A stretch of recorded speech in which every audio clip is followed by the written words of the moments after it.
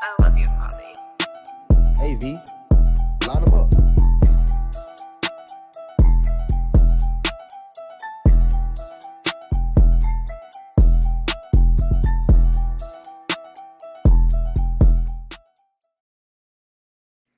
What's going on, CBR fan? We back once again.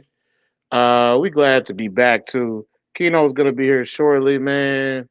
Um, what else? Hey man, anybody I got to see at Carpet Fest, man. I enjoyed seeing everybody, man.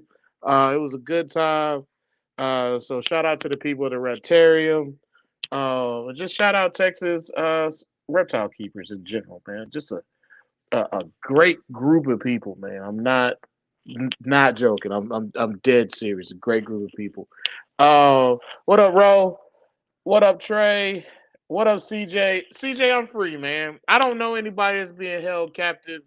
We not locked at the bottom of Diddy's basement or no shit like that, man. What's up, cousin tradesman?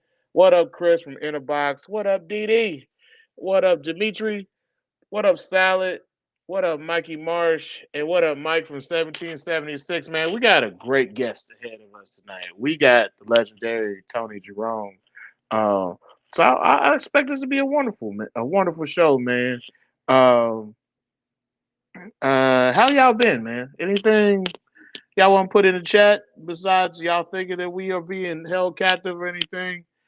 Besides that, anything? Anybody at all? Okay, it's we don't got any Chondro classifieds for y'all this week. And I don't really got an MVF deep dive topic that I prepared earlier. Like, um, yeah, I didn't prepare that shit at all. I'm not gonna lie to you. But I did have something that I want to talk about. Outside of uh outside of the MVF deep dive. Um, Holidays are coming up. Be good to people around you. But I did want to talk about perk sizes, man. So this is something that people like they debate all the time. And I don't think there's a perfect answer. I know some people say the smaller the better, but I think that there's a point where purges can be either too big or too small, and they can cause issues. Um, and purges seem like they can be just right, and they just still just cause issues. My guess at this point in time, having multiple perches of different sizes. Uh, in a cage, man. I remember when I first got the little extended perch hanger things um, from what's the name of the guy? Not our 3D printer guy, Chris. Yeah, I forgot his name. But I had some from him, and yeah, like my snakes hated those things, even though they locked. I even tried to get them to sit on those things, and they didn't like it. Um, and then the females, they seemed like they liked bigger perches. I mean, they were bigger, so it seemed like they liked bigger perches. The males are all over the fucking place, man. It seemed like the males were just like hanging off the side of a water bowl if they could. I don't know. None of them seem like they want a really big perch. But I've gone through several different perch sizes with the same male. I got one male in particular. I don't know. He just doesn't like perches in general.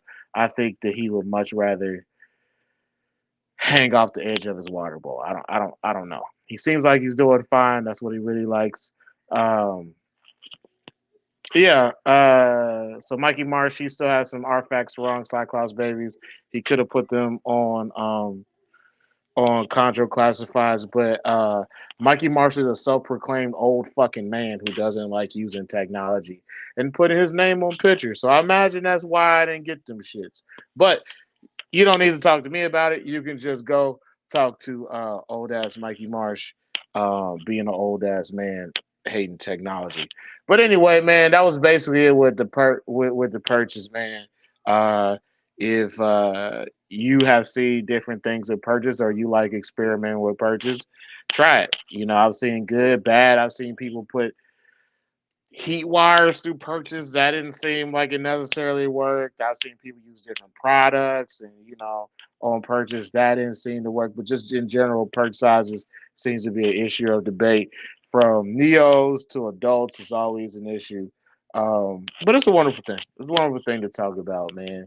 But I'm not gonna keep on rambling on about this shit, man. We're gonna get to our guests, man. I'll get my water here. Um,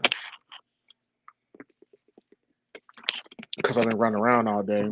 But please welcome our guest, Mr. Tony Jerome. What's up, Tony? Hey, bud, how you doing? I'm good. How you been? I wish I had like some sound effects or like some applause, but I don't. I'm pretty sure I can figure that shit out eventually, but it won't be today. How you been, Tony? Good, good. Had a great time at Carpet Fest seeing everybody.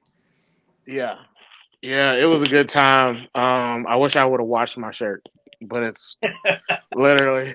I saw it today too. It was in a corner of of like the little area where I put my clothes in the bathroom. That's not the area my wife tells me to. But it's definitely in there. It's definitely got to go in and watch it. Uh, how you been? Like besides that, besides Carpet Fest, because it's been what since Saturday since I've seen you. Long time, right? Yeah, and I appreciate you, man. It was a good time. Tell your wife I said hello. Yeah. All around good time. Uh, I think that this was yeah. I think this was my first time seeing Reptilandia, and if you haven't gone, you should definitely go. Because I don't know where else you're gonna be able to see three-story cages just for crocodile monitors. I don't know where else you're gonna see it. I don't know. You know where else, Tony? What's that? I don't know anywhere else where you're gonna see three-story cages. Oh no, absolutely not. Absolutely not. Uh, Hey, Andy Masters, why wasn't you at Carpet Fest? That's a good question. Um, but yeah, it was wonderful. All the exhibits that I saw, seeing the komodos, the various lizards and snakes. You're about to hear my son come up here crying about some shit. Um, but yeah, was this your first time there? no, I went last year. Okay, okay. Yeah, I'm gonna try to make it a annual event. Yeah, I think that's what I'm gonna try to do. I'll try to make it out. I don't like 281 though. I really detest 281. It's Uh, 5. yeah, I do not like that road.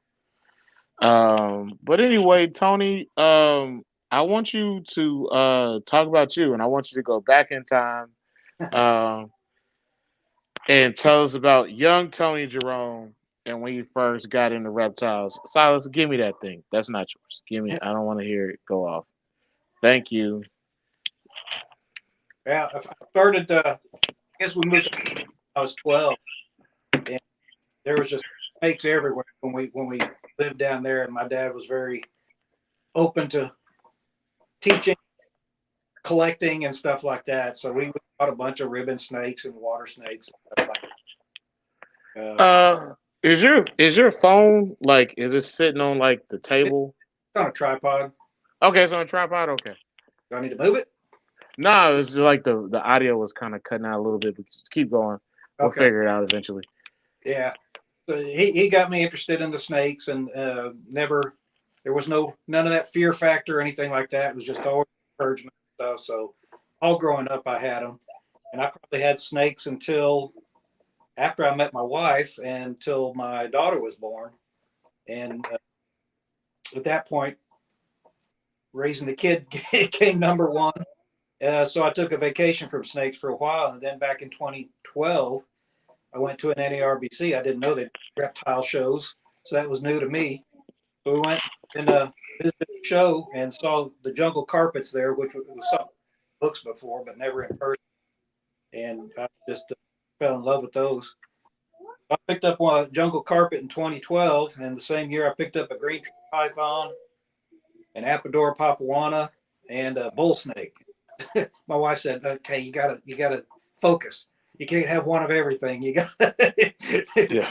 but on one thing." So I didn't listen to her, and I still have a lot of different stuff. But Well, I mean that's part of it. Like some people, they have to keep the other stuff to focus on one thing. yeah, it's just the next neat thing. But my main thing is carpet python. Uh, I've had some luck with making chondros. I think that's what put my name out there, whether good or bad. Uh, I've had limited luck with green tree pythons and some pretty good luck with carpet python. Okay. But I'm not Uh, big time by any means. I've probably done 10 clutches in the last 12 years. I mean, you are pretty big time because people do know you, Tony Jerome. People do know you. Well, sometimes good, sometimes that's bad. I don't think it's bad. I've never heard anybody say anything bad about you. I've only heard good things about you. Your audio's still kind of choppy. Is it like I don't know. I don't know. Some Yeah, I don't know. We'll figure it out eventually. As long as we keep going on, we'll figure it out. Silas, go. Yeah, that's my son. But yeah, so tell me about when you figured out in your mind once you saw the first carpet python and the first green trees. Let's just start with carpets. When you first seen carpets in person, what was your thought when you said I can actually have this, and like what was your initial plans? Well, the initial plan was just to have a pet. I love the high contrast black and yellow of the jungle carpet. And Sean Christian, he set me up with a real, I still have her today, uh, real pretty jungle carpet. And then probably a few months later, went to a show in Arlington and saw a green tree python. Didn't know anything about them. I'm not a big research kind of guy, so I just kind of jumped in with both feet. And he said it was captive bred, and it obviously wasn't. It was an import because it had all the normal import issues. But we worked him through that, and I still have him today. And that pair is the one that has made all the Carpandros that I've done. So they've been pretty successful, and that was of not necessity. That's what I had, and tried it out. Heard a few people talk about good and bad again, but I've been pretty successful with it. They are very most of them are pretty even tempered, uh, pretty much like a regular carpet python as far as the hardiness is. Uh, I don't see anything wrong with them. Just great pets. So, they're a controversial pet. Yeah, And I wanted to get to that point later on, but let's just get to it now. They're a controversial pet, right? yeah. Some people hate them, some people love them.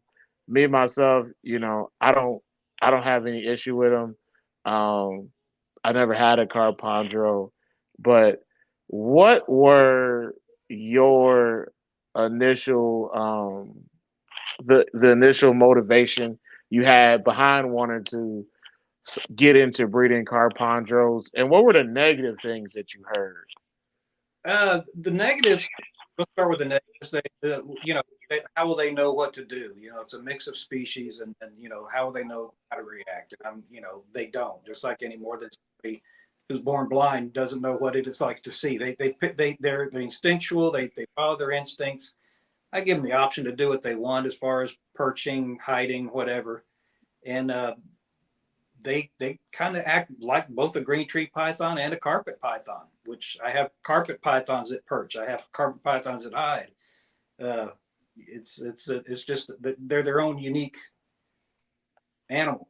I haven't seen any detriments to them so far, other than the males being sterile, which isn't a detriment if you want a pet. But I tell everybody who wants a breeding project, Carpondros aren't great. Number one, it's hard to find a compatible pair of a jungle and a green tree that might want to mate. It's just they don't always want to. I was very fortunate, and of course, if you get a male, it is a display animal pet. It's not gonna it's not an investment that you're going to have a return on other than enjoyment. Okay. So that's the negatives. You got any more negatives? You want to go on to the positives? Let's go to the positives. Man, probably 85% of them have been just really good natured. All strong feeders. See, I still have one of my OGs here hatched in 2015. So as far as longevity, I don't know if there's a shortened lifespan with a Carpano compared to a green tree, but I do know that the one is almost 10 years old. Okay. So you got one is yeah, I need to change that sound. It still says cold blooded. So you got one that's 10 years old. Um how how often are you able to get this pair to go? They've gone 5 clutches, I think. 15, 16, 4 clutches, 20 and 20. Mm, So I haven't had any luck with them since 20. They're trying again this year. There's a lot of courting going on, but I haven't witnessed any locks. What happens there? okay. So Tony, man, I gotta ask you this question, man. Let's say that today I say I want to go get a female carpet and I want to produce a carpondro. How do I go about doing that? Because I always see carpets and I love carpets. I don't own any, but how do you go about from start to finish with doing that type of pairing? I didn't know carpet python. Uh, I mean, it was the first time I've ever paired any snakes. First time I've had a clutch of anything, and they just did everything. I didn't know about the no feeding, all that sort of stuff. I just had put them in together, and things seemed to work out with them. Said I've tried other pairings and I've had success whatsoever. So I don't know what the magic bullet is. I know a lot of people who have had my pairing that have had success pairing. It seems that there's just something to do with finding a compatible pair. Uh, Finding some carpets don't seem to like green tree pythons. Some green tree pythons don't like carpets. Although I've always done a female carpet and male green tree python, but it's just I don't know, luck of the draw. I got lucky. Why do you choose to do a female carpet and a male green tree? I don't think it would make any difference, but the if this egg size is determined by the female, it probably wouldn't matter. If there's something else in the genetic mix that would contribute to an egg size, then it could be detrimental to a green tree python, in my opinion. Now, I know other people have done that and had success with it. Okay.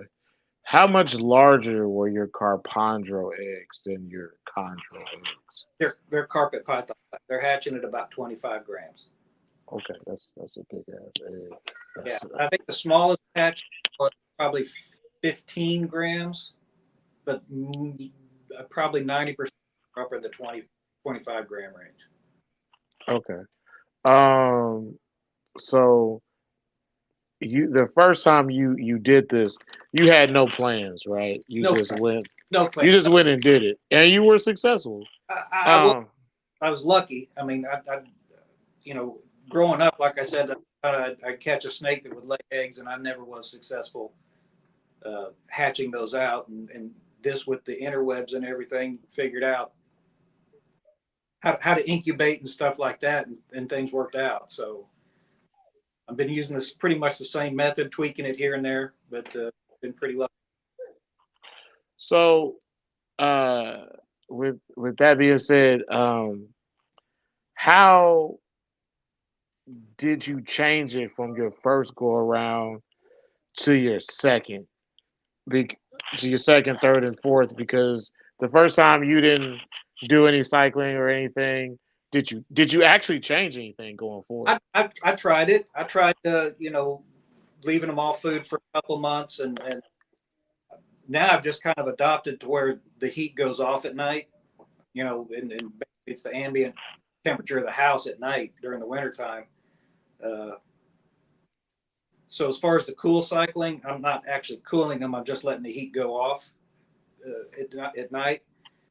And I've tried the feeding thing, and it didn't seem to make a lot of difference. Uh, maybe it's why I'm the one clutch wonder, because I always like to change a little something every year. And you know, why stick with something if it works, right? Try something new, right? You know, I think that I realized after my last clutch that I shouldn't have changed anything, but I didn't listen. I didn't listen, and it didn't work well. Oh yeah. But yeah, it didn't work well at all. Everything went wrong. But but what exactly at this point in time, if you had to choose a certain uh, a certain way of going about it, like what would you do at this point in time as opposed to the other times? Like The where is your process? What stage are you at right now? pair I have right now, I feed on a monthly schedule. They get fed about once a month. So Mm. I put them together for the 3 and separate them for the week after they eat, and then put them back together. And For do you say it cut out? Did you say 3 days or 3 weeks? week, I put them together for about 3 weeks, feed them, separate them for a week, and then put them back together. Okay. Uh, I mean, in this year, they were showing activity in October, which is to me a little bit early for the carpet pythons, but they know better than me. Okay. Right. I mean that makes sense. Do you when you separate them, do you separate them just to feed them, or you just separate them for a break? And have you ever tried feeding them in the same cage? I'm too scared to feed them in the same cage. I mean, the carpet pythons, they hit really hard, and if there was a mistake made, that it could be pretty detrimental, in my opinion. If they got a hold of the other snake, so I do separate for feeding, put it back in Okay. their original cages, and let them do their own thing for a week, and then put them back together. So while you got them paired up, like what size meal are you feeding them? Do you increase the size or frequency, or drop it or drop frequency? I tried that. Now I'm just sticking with what this year I'm doing. That's staying with the once a month thing. As Okay.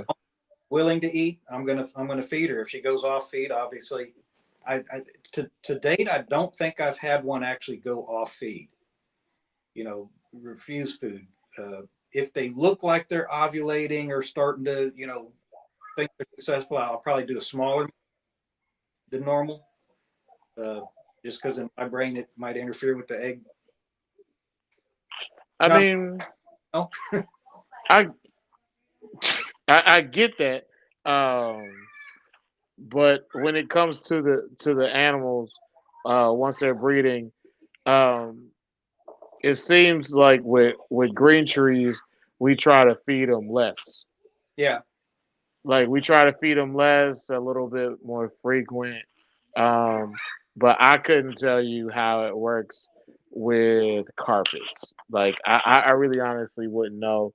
Um, but you say that the female, she doesn't go off food. Have you ever had the male just strictly go off food? Also, at that time of year, a lot of times, like the males just go off of food around breeding time yeah, anyway. yeah. Not very often. They might skip a meal, but I've never had one really hold out for months and months. Yeah, I got one. Yeah, that will. Yeah. Um, and it's normal with chondros. Um, but during that time of you know pairing, what meal do you actually feed the females? Well, she's big. She's probably 7 feet, so she's still getting a extra large rat. Damn, damn, Tony.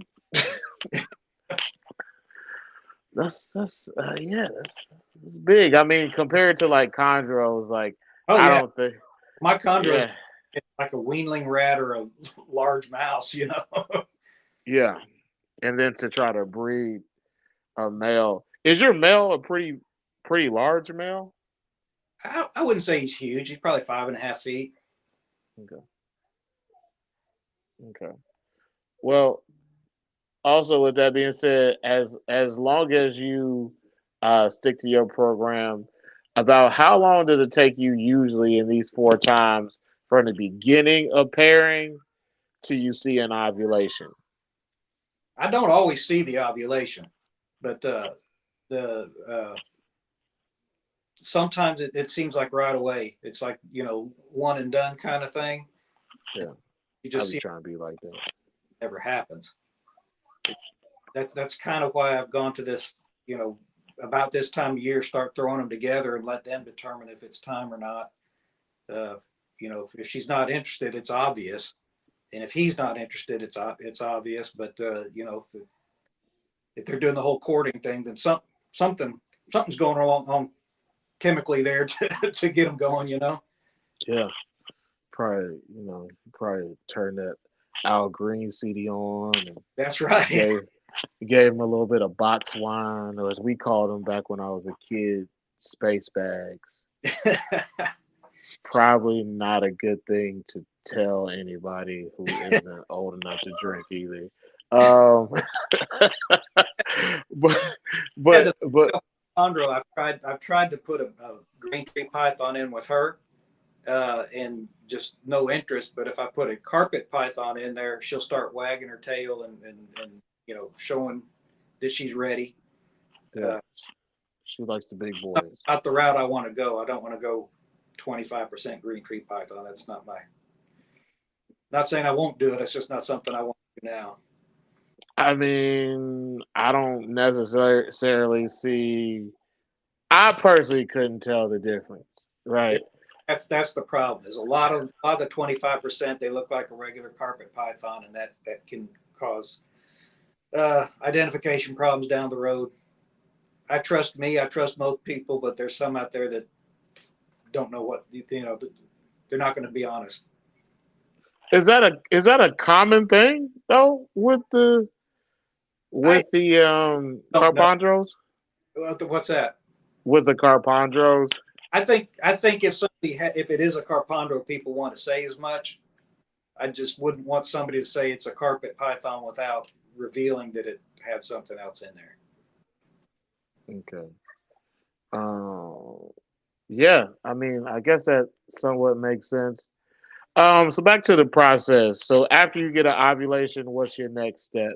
Um, I know that in my process, I'm trying to keep that female warmer. Um, even going as far as once she goes into an egg box, putting a heating pad underneath it. But you tell me about your process, Tony.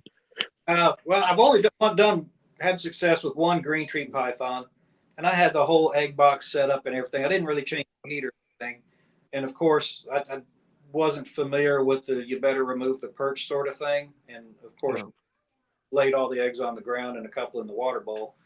You live and yeah, learn. So, yeah.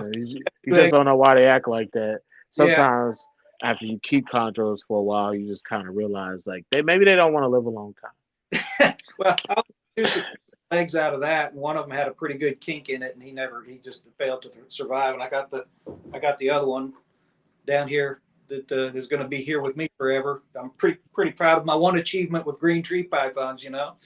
Hey, one is more than a lot of people got. At least making it to that age. But what is the process with the carpet after she ovulates? Like, I, how I do you? leave the male in there, and I actually observed some matings even after ovulation a couple times. But when they start separating themselves, I'll take him out, and it's just I generally set up a nest box with some sphagnum in there, and for the most part, the carpets will use that. And then I tried artificially, maternally incubating once, and well, twice. The first time she just left the eggs, so I put them in the incubator. The second time we went probably 3 weeks with her, and she started spending more and more time off the eggs, which could have been perfectly natural, but me not being a snake, I thought it best to remove them, and I had a great hatch rate on them. It wasn't that there was a problem with it. I think maybe the parameters in the egg box were just such that she didn't need to stay on them all the time. I But don't know. I couldn't tell you because with never chondros, I know that's an issue. expect, I've seen the pictures for 3 months and never leaving, sort of, or 2 months and never leaving, and this wasn't her behavior. So I took it in my own hands and So, do you do you ever keep a camera in there with the female while she lays eggs at all? I haven't when she's laying the eggs. I would put one on the incubator. Uh, I haven't actually caught them laying the eggs. Uh, Probably just because the nest box obscures the camera. But I've watched the mating behavior and stuff like that on a little, Wi-Fi camera, and then I'll put one on the incubator just to keep an eye on things. Okay. So the whole issue with them leaving eggs, I don't know. That might be a common thing, or it just might be I think that some of I think that some of the green tree mothers, they just, I don't think they have any interest in hatching their eggs. Yeah, I just think some of them, they just, to them, they just don't care. I think there's deadbeat parents of every species. but Um, in one case, I understand that they can choose a bad egg or not, and so one thing in your mind is, are they spending time off because they know the eggs are bad, or is it, like I said, the conditions might be just right in there to where they have to waste their energy doing it? I mean, those are both valid concerns. Both of them are. I don't think that we'll ever really get a decent answer about that, as far as what the mother exactly knows. But the whole laying, the whole laying of eggs from a perch. I'm gonna be honest with you. I haven't seen it. Maybe somebody else can tell me if this is true. But whenever I've seen snakes lay eggs from a perch, they don't ever go back to them. They just kind of just leave them there. Yeah, yeah. These are dropped on the ground. Done. Yeah, just get this shit up out of my fucking body. Yeah. let, let me go with my fucking business. That's just kind of how it seems to me.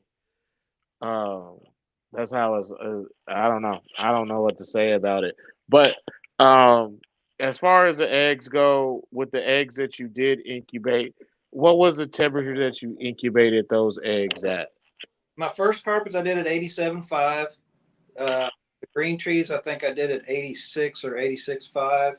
So now I'm just leaving it in the 86.5 to 87.5 range, and the timing seems to be working. Hatch rate seems to be working out. Okay. So, with that being said, as much as you know about your process, at this point, what would you say that your success rate is? As far as good eggs hatching, I mean, some eggs go bad along the way. Yeah. Uh, Probably 80. Okay. Yes, 80%. I mean, I think that's a good success rate yeah, for yeah. anything involving a chondro. I think 80% of trying to feed those damn things, if you get them to feed 80% of the time, it's a pretty good number. They're very, fucking, very few of the vein eggs yeah. or fail, shall I say? It seems like if they're fertile, they seem to go pretty well. Yeah, which is also kind of strange because maybe they could still. Well, that wouldn't make it sense either. If the male is still pumping on her after she's had an ovulation, I mean, maybe that's what she likes. I mean, who knows? Who knows? Yeah. I mean, yeah. I mean, I guess it makes sense. I mean, humans do it, so I guess so. Humans definitely do it, so maybe it makes sense. So, um, what type of incubator did you use? I think it's a sea serpent, Okay. 24 by 24. Uh, I've had, I've only had two clutches in it at any time, so it serves my needs. didn't you do something new to your sea serpents? Your sea serpent incubator? Because Tony, I'm gonna be honest with you. I read that and I was just like, why the fuck would Tony do that? When if you tell sea serpents, they'll just send you a new fan. But I was just like, I don't know, Tony. I don't know Tony well enough to know that Tony maybe Tony's a tinkerer. Maybe Tony he just want to do a massive upgrade. I don't know. Tinker means dumbass, then you're probably out on. The first thing I had to do is add more heat tape to it because it wouldn't keep up with the heat. So the tape that it came with, I put a longer strip in it. Okay. But no, recently the fan went out. I didn't really like the lighting in it. It was pretty dim. So I have some lighting kits in there. So I got everything hooked up with the fan and everything, then realized it was a 24-volt system, not a 12-volt system that originally came in the incubator. So I let all the smoke out of the first fan, and See, Tony, messing with stuff, man. yeah, if I just got a fan to replace it, fine. But I had to make it. I had to tinker, yeah. But it works. It works good, and it's bright. You know what, Tony? My sea serpents is currently just sitting in the backyard right now. Nice. It's just, it's just in the backyard right now. I like my sea serpents, my sea serpent rack. I just with mine, I found too many inconsistencies with it. And I went and built me one. Um, Shout out to Tuck. Shout out to Randy P. I went and built one just because I wanted more space, and that was my biggest issue with the sea serpents. Because even if you get a taller one, they don't really get wider, Right. and that was my biggest thing with the sea serpents rack. But when I talked to the guy from Sea Serpents, I forget his name. Um, I want to give him a name, but I feel like any name I give him is going to be disrespectful. Um, he told me personally, he's like, just ask me. He'll send you another fan. So I will say this that they do stand by their product. Oh, no doubt, no doubt, no doubt. Yeah, it was fun to figure out how it worked too, though, and how everything doesn't work. Yeah. I mean, our equipment for our reptiles is oh man, I don't even know there's a term for it because some of the stuff is really great and some of it's great in certain situations.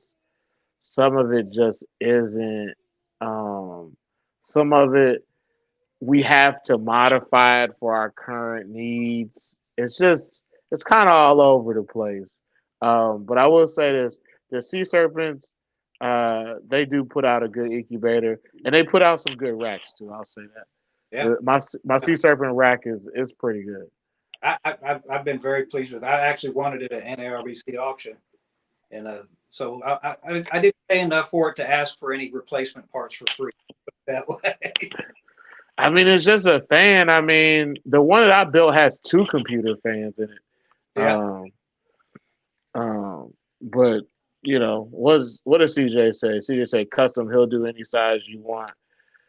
Where we have got all our cages, incubator racks, etc. So I guess that is an option. What up, Big Phil?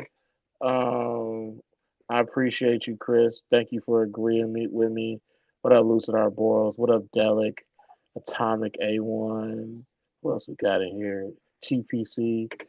Sal had a question. He said, if you have ever seen a mature carpet female, okay, that's not a question. Um, Dimitri wants to tell us that he is bringing the designer game to Illinois. I don't. Thank you. Shout out to Dimitri. But yeah.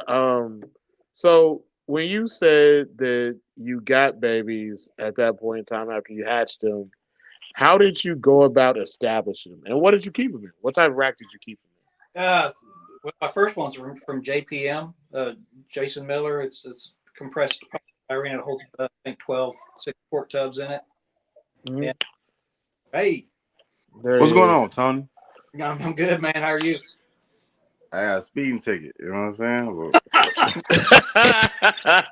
Did you have your sunglasses on while you was talking to the cop? No, brother. It's like man. It was like 8:30 at nighttime. They called me doing 90. They said I was doing 90. Well, they said I was doing 90. you said they said. You said what? Is my mic messed up? No, my headphones just clicked in. You said that they said you was doing 90. I Yeah, mean, you ain't that's gonna. what they said. You know what I'm You saying? not. You listen. There's nobody that's gonna get you in trouble here. Was you really driving 90 in the city? In the 55, nah, bro. I think I was doing like 75. Okay. You know what, Keto? I actually do believe you because you don't drive super fast. You just will drive around everybody. I believe it.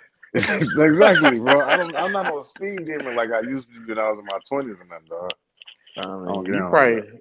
you probably have your days though, but today probably wasn't the day. I know you Yeah, don't drive true. I ain't gonna crazy lie. Like with your on game kids. day, yeah, I'll be in the music. Tony, you ain't never been in. Put the music on and just you got like a nice hour and a half drive somewhere, then you just get a little heavy footed with it. I have no idea what you're talking about. No, I'm talking about driving fast. You ain't never got heavy footed, you know what I'm saying? On the gas pedal, laid on that a little too much.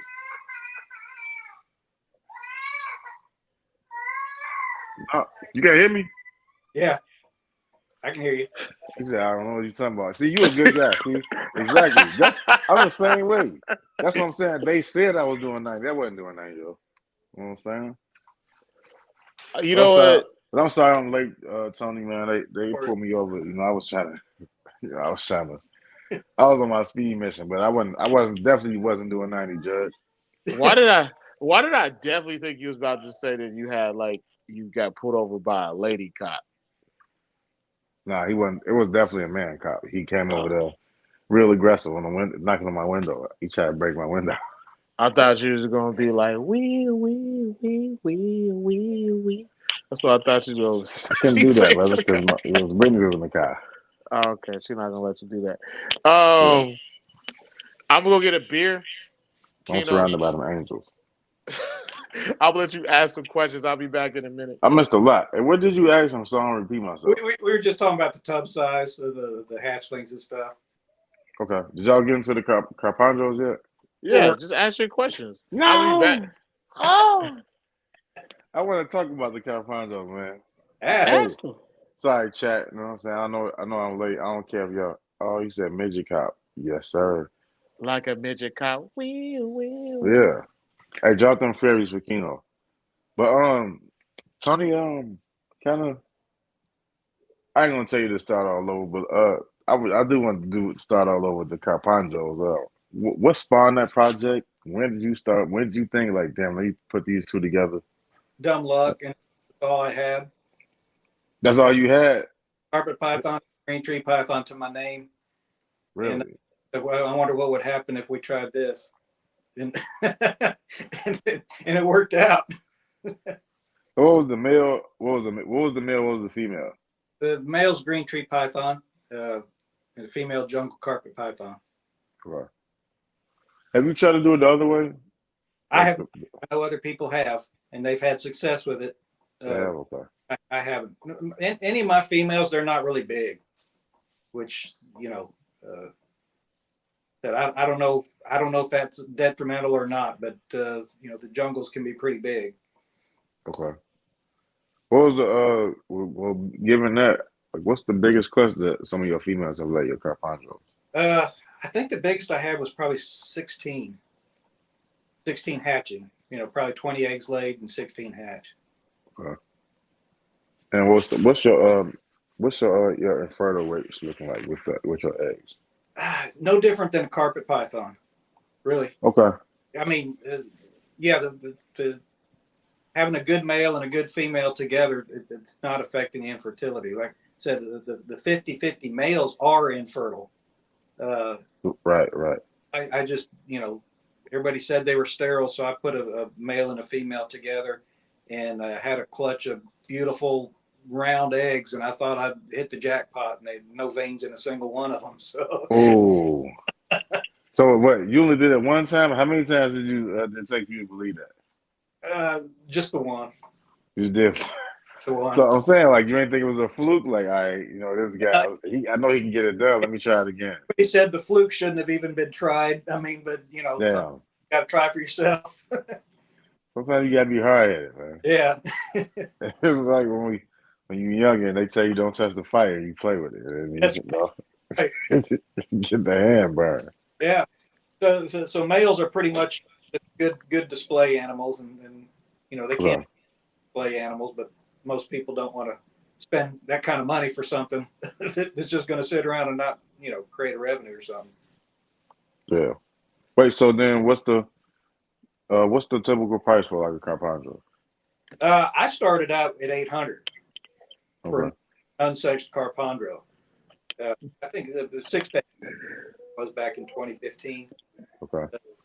They're probably up. I haven't made any since 2020, but from what I understand, they're going around You said how much? 1,200 and up. Okay. All right.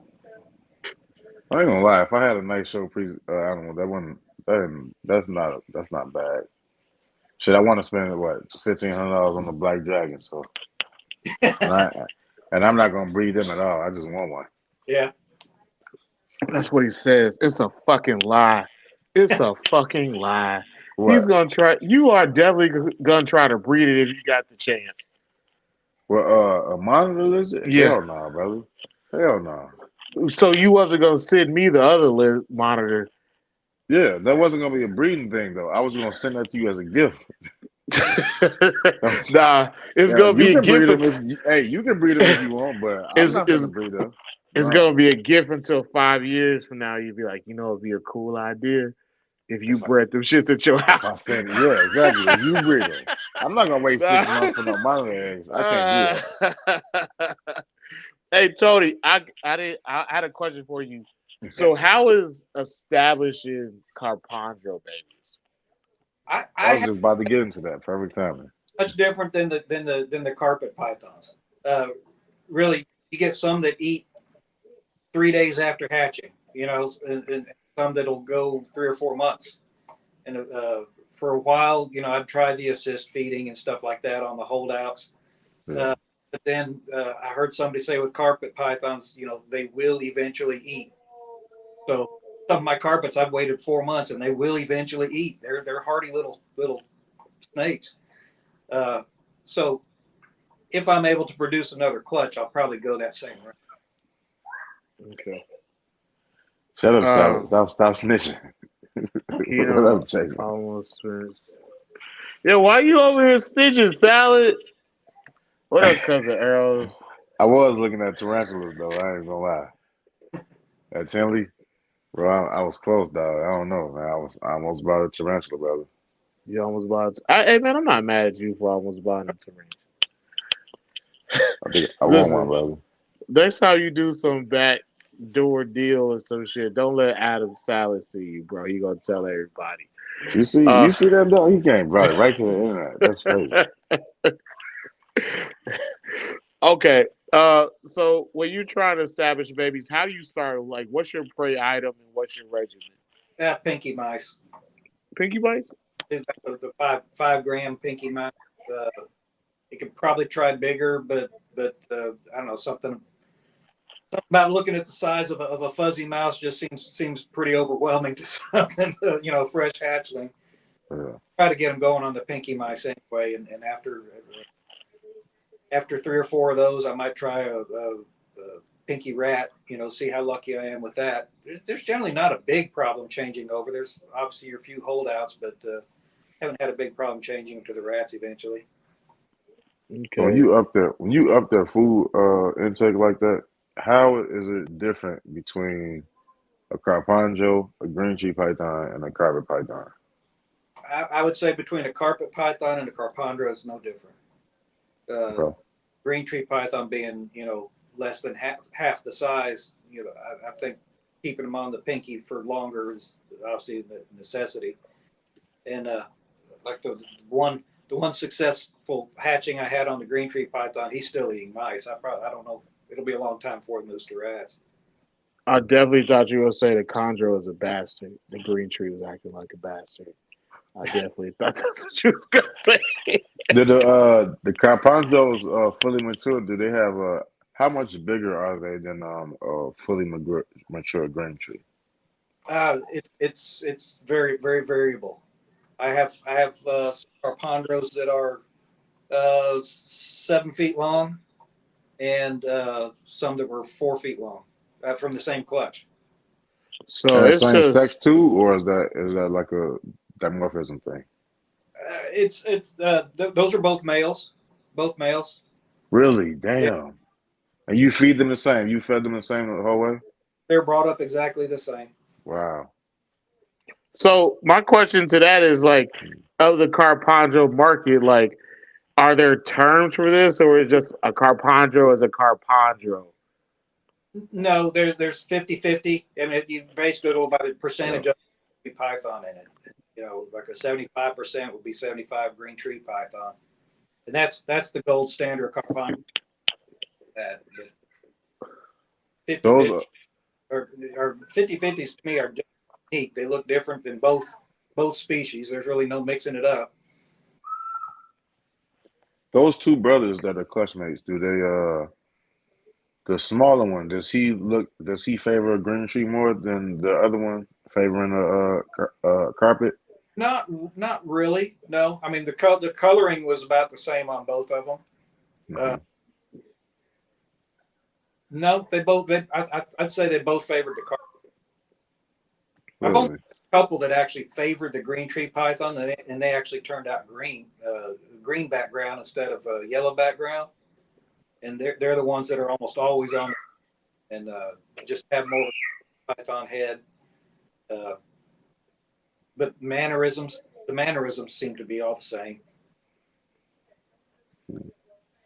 What's Okay. the perching like? I know the carpets they like to drape over multiple layers sometimes. What's the Um, well, I just fed yesterday, so they're all hiding, so I can't show you what it looks like. But okay. it's more like a green tree python. Okay. Are And they on the big ones, they're more ground bound. I okay. think that much weight on a perch isn't probably that comfortable. Yeah. Okay. So my question to that is, does the percentage definitely determine the color, or is it just like kind of all over the place? I think the percentage tends to determine the color more. On the 50, I've probably hatched out, made roughly 50, 60 Carpandros, and only two ended up green. The rest were yellow. Uh, Okay. on a 75% Carpandro, you see more green ending up there. Wow. Those two that turned green what were the sex on those? One was female and one was male. Okay. Because I've seen them over the years, and some, you know, some they definitely look more yellow than others, and some they even look bluish. Yeah, yeah. I've seen the ones that's almost like a steel gun blue almost. That Yeah. one that one that Melissa has is like Yes, that, right? yes. So And she got that from you? no. She got that from somebody else. But Okay, okay. some lights, it looks kind of greenish, and in some light bluish. But yeah, the one I have is definitely green. Uh, and Have I've you seen. got have you popped out a blue one looking like that one yet? Oh no. Okay. No. I think that one was an IJ. The carpet was an IJ carpet. Yeah. And Yeah, okay.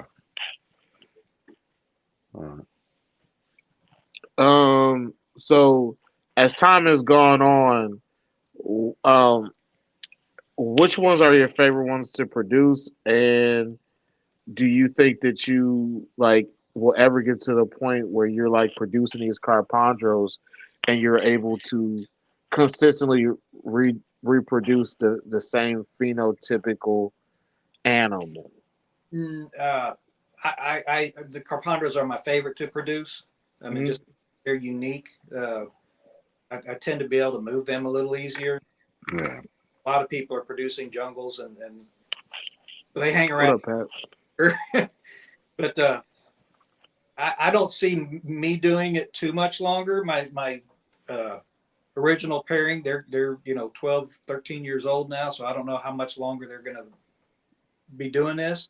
All right, what's up, dog? And I don't know how much I'll be doing it. Okay. You know what, Tony, man? Listen, I think that that's kind of a cool thing to say. Only because I know that I won't be keeping chondros at the rate that I'm keeping them for the rest of my life. And I know certain people, they pretend like they are, but as you've been around, things change. And I don't think there's any shame in saying that. I think that, some people pretend like they're going to keep snakes forever, but they're not. They're Yeah, absolutely the fuck not. my philosophy. Yeah. I'm 61 years old, and if a snake can live 20 years, and if they don't sell, I got to keep them. I still got Yeah. Looks like we're stuck together, my friend. And you probably want to go do some vacations, and do things and not worry about snakes and stuff. Right, I love them as my pets and stuff like that. I love the customers I deal with, but I don't like business. Oh, oh yeah, that sucks, man. And the people that call and ask you a million questions, it's like, oh, I'm good. I don't want this snake anyway. Yeah. Question if I know up front, if you just have questions, I'm happy to answer them. But I'm the same way. yeah, let me know up front. If you're not in the market, great. Let's talk. Yeah, we could talk. I'll talk snakes all day, but like if you hit me up, hey, so how much is that? And then you want to talk you want to talk for 2 or 3 days. I was like, come on, bro. I can't Come on, talk brother. snakes every day, man. I can't do it. Not every day. I can't do it every day, but I can do it. Good 3-4 hours if we have a good session going. You don't Bro, I have any didn't, gas, Trav. bro, I didn't play my PlayStation at least over a month, bro. Like, I can't have chondro conversations every day. Maybe I'm terrible.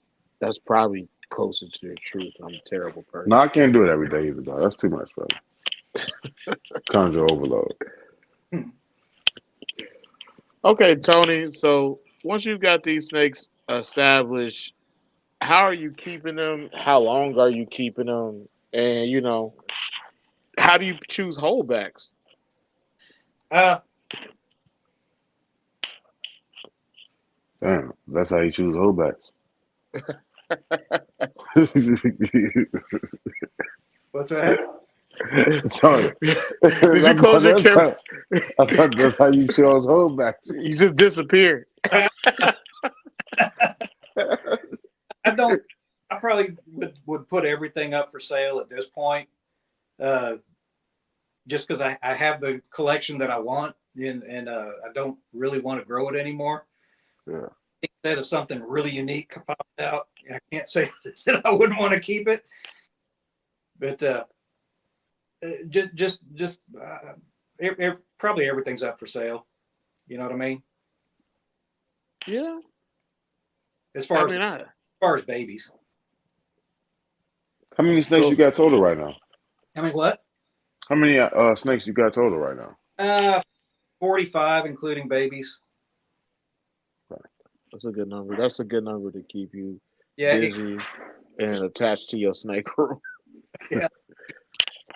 You got some Trav numbers. Y'all do y'all thing, man. Nah, I'm trying to be like Keno. I'll take my little 25. I'm good. Those are big. So I got 5 in my are here permanent. Okay. It's like your main breeding group. Yeah, or pets. I have a lot of stuff that they're just gonna be. The males. So, what are your percentages? Have you noticed any percentages in these clutches you have where there's a certain amount of them coming out males? Uh, it's hard to tell because I wasn't sexing them because of the green tree python DNA. Big fragile tails. Yeah. So it's just what I hear from customers what they think they are, and it seems that it's more a little more male heavy. Okay. Do people ever talk to you about carpondros and like because I still feel like it's still a relatively like unknown, it's still we're still in unknown territory with the carpondros, but you ever talk to people and they tell you about them that you never knew or they tell you things that's like completely false about them? There hasn't been a lot of new information. Most people are asking, how do I make my kind of like This is how do I make money? put, I don't know how to do that yet. But, put two snakes together, and if you're lucky, you'll have carpondros. That's there's no magic bullet to it or anything. That's not what people believe when they get snakes. They always believe that But there's a magic way to make a bunch of money somehow. I haven't figured that one out yet. Yeah, because you're gonna spend a bunch of money first. Yeah. Yeah. that's that's that's closer to the actual truth. Uh, Especially when you start having babies, like they're so expensive once you have babies. Yeah. Yeah, Buy more That's- rat food. yeah. Oh yeah, never ends. Especially now because I think the thing with having babies is like they age out of a certain food prey item so damn fast that it's just like how Yeah. much of this shit can I buy before Yeah. it's just like completely obsolete? Yeah. How much is going to be left over?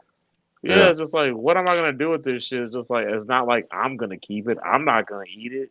Yeah. I'm not gonna make a fucking pinky fucking quiche or no shit.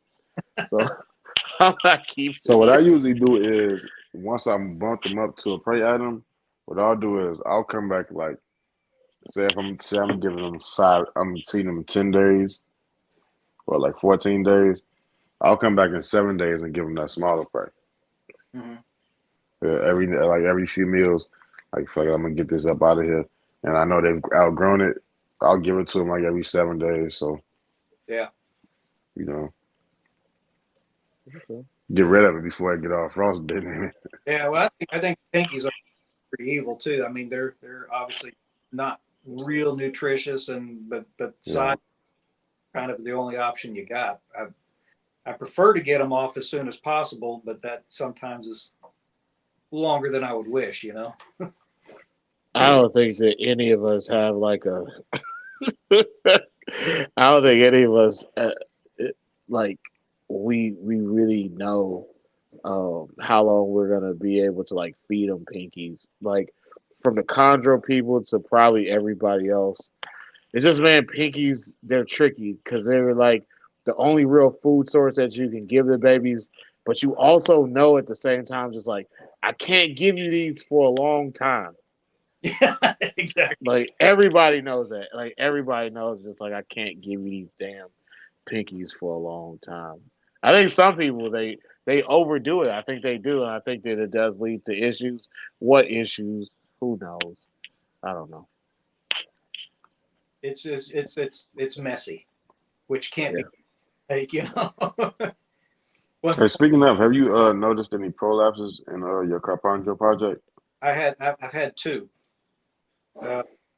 One of them, when I took him out, it actually went back in by itself. The other one I took to a vet. They put a suture in it, and then he built up some urates, and so I took it back to the vet, and they basically killed it. Okay. I think they tried to express the urate without cutting the suture, and when I got him back, he was dead in a day from what appeared to be bruising. He might have probably was on his way out anyway, but we tried and failed. Yeah.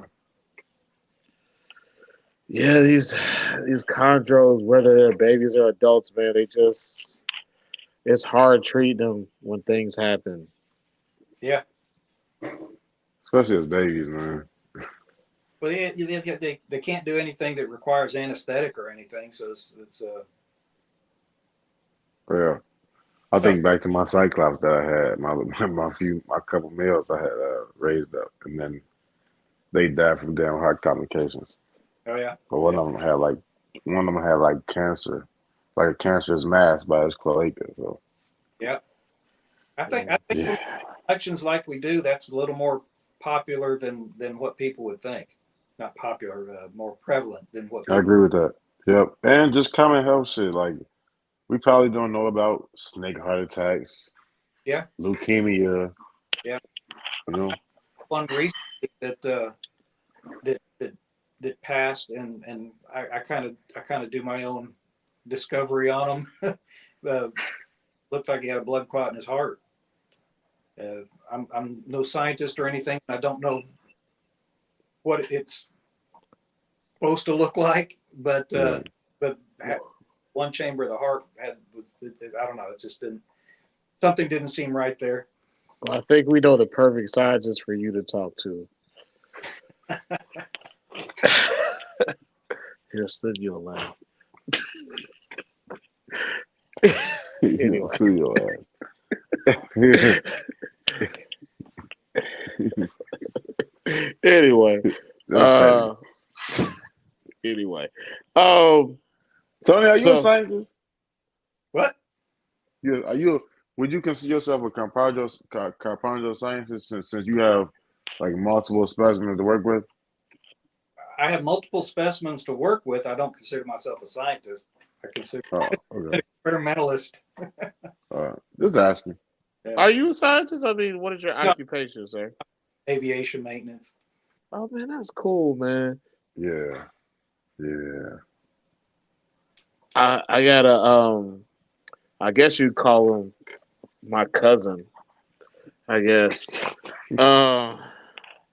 But he's just Okay. graduated from I guess he's in the Air Force and he's gonna be a mechanic. I was stationed at Lackland back in the day, so I got plenty of time to go look at planes, I guess. Yeah. But yeah, man, I think that's cool, man. I think that every time I think of because I watch like the same movies over and over. So every time I see the Twilight Zone movie with the gremlin tearing up the plane, I'm just like, who the fuck is gonna fix that shit?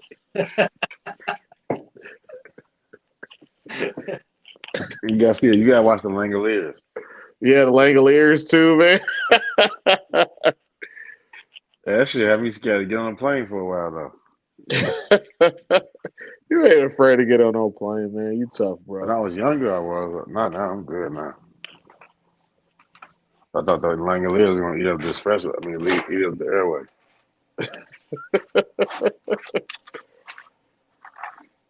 Oh man. So Tony, man, do you have a lot of time to spend with the snakes?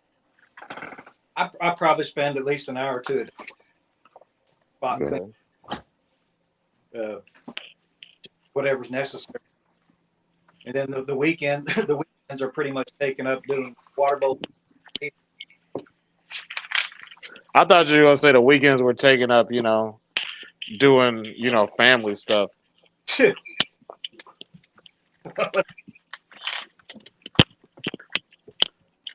I mean, it could be, Tony. I mean, it could be. Fortunately, my wife is very, very patient. She seems like it. She seems like she just like stands there and she just kind of just like eventually I'm gonna get to do what I want to do. I'm not gonna have to be standing here talking about snakes. Eventually, I'm not gonna have to talk about snakes. That's just listen. I got a wife too, man. My wife is the same way. She's just like eventually, Him and his snake friends are gonna disperse. Hell no. That's hilarious. That's how it goes, man. Listen. It's I think that like you got a good wife. Yep. Your wife is just like you go and you talk about snakes and whatever. My wife, she just kind of like looks at me when I talk about snakes. She's just like, "Yeah, that's a good thing. Do you want a grilled cheese sandwich with your chili or what?" No, she likes them. It's her favorites and stuff. So Yeah, Do you dip the grilled cheese sandwich in a chili? who me? Yeah. Of course I do. Uh, Sometimes I hold it over the chili and I just kind of spoon it on there, but it's really the same thing. Tony, you ever heard of that?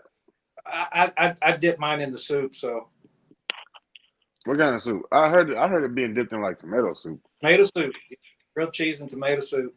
Yeah, Oh I yeah, never heard of it being dipped in chili though. I like a grilled cheese and Where are chili. you from, Tony? Texas, been here all along. Hmm.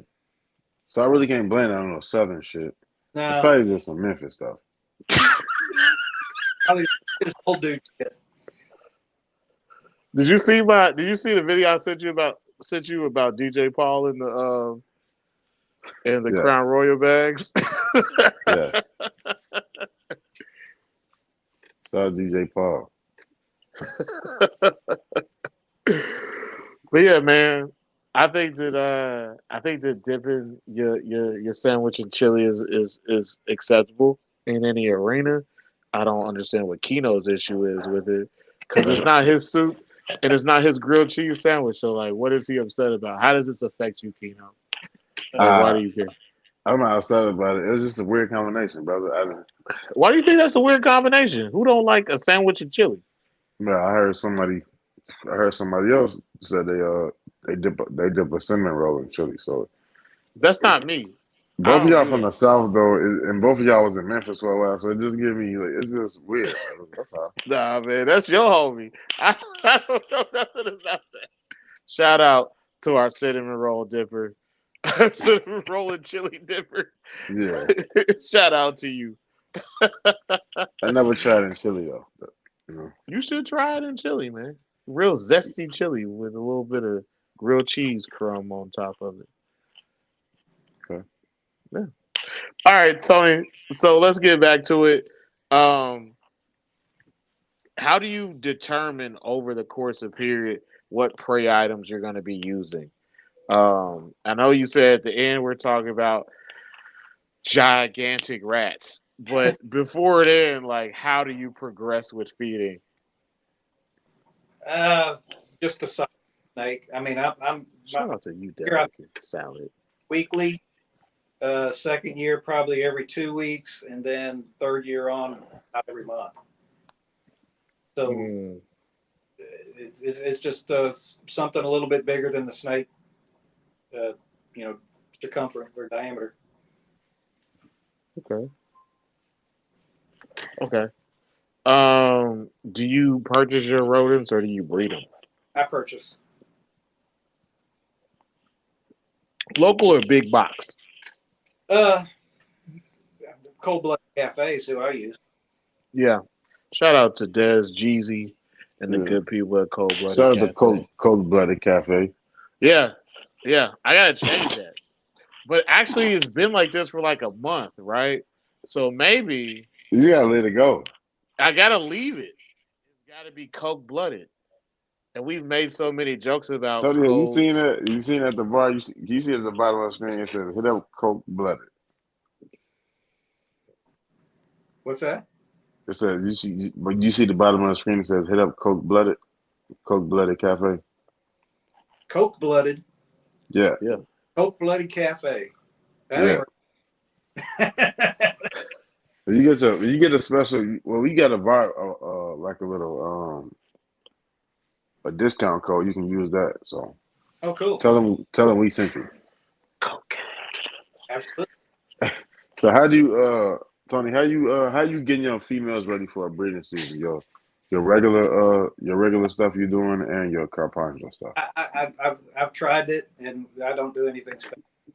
He doesn't. He don't do nothing fancy. Makes Really?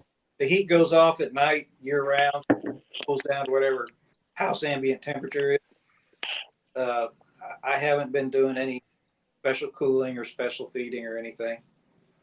Might be why I'm the one clutch wonder, you know. I don't know. Why you say I you're one don't. clutch wonder? That's I all don't. I ever do here, one clutch. I Every don't 2 years, think one so. clutch. Yeah. You know what I really think, man? I think it's really important to not keep your snakes at the same temperature 24 hours a day. That's Yeah. what I think that is a big Yeah. factor. Yeah, I, basically their heat goes off at 7 or 8 o'clock and it turns back on at 8 o'clock. And I just keep them at like 83 degrees anyway. Yeah, I think that's like a big deal is making sure that they're not the same temperature all damn day. Yeah. Some people, I think there's some people they don't think about it or it's not of concern to them. I just don't think it would be like that in the wild. The temperature changes day to night. Yeah, but you saying that to somebody and them actually changing it is like two different things. And it also depends on the thermostat too. I assume a lot of thermostats don't have the capability of it unless you just went and switched it off at night. Yeah, to an extent, like that is true. But you know, there are options. Like I don't think that I have a thermostat except the one that came with my sea serpents that doesn't have a night drop on it. Right, right. Like, I Yeah, think that might be the only one. yeah, I agree. I think the Herpstat all have a night drop and Most of the V's do. Well, some of the V's do. I think it's an extra module though, isn't it? Some of them come with it built in. Some of them you need the extra module, which I have my own issues with that. I think it's kind of stupid. Because the herp stats all have them. Yeah. So I don't understand why the VEs wouldn't. But what do I know? I was just telling you about how this might affect your bottom line, but Yeah. but I but I definitely do think there's no argument against it to me, in my opinion. Yeah. It would make sense to have it. Um, but we do see some that don't. Even some of those exoterras, man. I think I've told people about this before. Those little things have a night drop on them. It's just based off of when you turn the light off, Oh yeah. because it senses the light, and those things are pretty cool for uh, quarantine tubs. They work great for quarantine tubs, especially where you're talking about using a $60 thermostat versus connecting it to your $200 thermostat or even $600 thermostat. Yeah. Yeah. If something happens, I'd rather lose $60. Right. So, Right. but I think that you're right. I think that is a big deal. But hey, Tony, tell us about your husbandry choices. Tell us about the things that you choose to utilize to keep the Carpandro game going strong. I'm pretty basic, not sterile, but basic. I use paper for the bigger cages and puppy pads for the 2x2s. Or for the chondros, I use the puppy pads. For the bigger cages, it's the paper for ease of cleaning and with the wooden substrate, I have a couple. They you have sometimes I've cleaned my Apodora. I've this cage 3 times in a day before, and with the wooden substrate, liquid waste, and it would not be cost effective to change it that often. So the paper is really economical. It's a perforated, what do you call it, indented craft paper. Is it? Are you talking about like the unprinted newspaper? No, it's a. Probably can't see it. Just that stuff. Okay. Okay. All right. Comes in a 2x3 sheet, and I can put 2 in a cage or something like that, and takes care of business. I mean, those I haven't seen anybody use those with any snake, but I mean, I don't see why you couldn't. It's I don't know what to say there. It works. Here's the thing: is just like I see people like use different stuff. Like I remember when I used to use like unprinted newspaper, Yeah. and the only reason why I stopped using unprinted newspaper is peace out, Earls, because I had to order it in a box. And it was if I got to order it, I might as well buy puppy pads. That's literally the only reason why I couldn't with some of them. Now some of them they did need the extra humidity, but for the most part, like it does work well. If somebody told me they were going to use unprinted newspaper, I'd tell them to go for it. Uh, Trying to get regular uh, newspaper is hard as shit now because I don't even know where you buy newspapers at anymore. Right. Where do you go buy a Gas newspaper? stations. The gas Gas station. stations for sure. Yeah. Yeah, I This get also sell pills at the gas station too. Hey, you don't got to put your business out there, chat like that. Right? You know what I'm saying? We know you. We know you. We seen the pictures. We know you right no trap. What were you gonna say, Tony?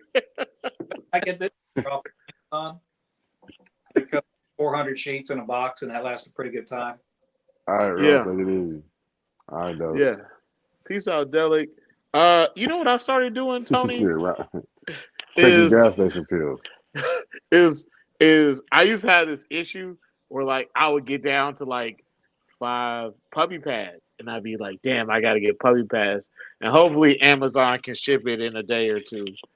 But now I have an overabundance of puppy pads because I just had them send me a package of puppy pads a month on subscription. So I have way too many puppy pads actually. And I don't really notice it. But yeah. So that's one thing I do like about the puppy pads and Amazon is like I don't think I'll ever run out of puppy pads. Nice. Costco, so it's really convenient. But as far as using that, you have to use pads with a perching snake because if it's a ground dweller, python, crumple it up into a ball. Yeah, or eat it. You gotta worry about it eating it. Yeah.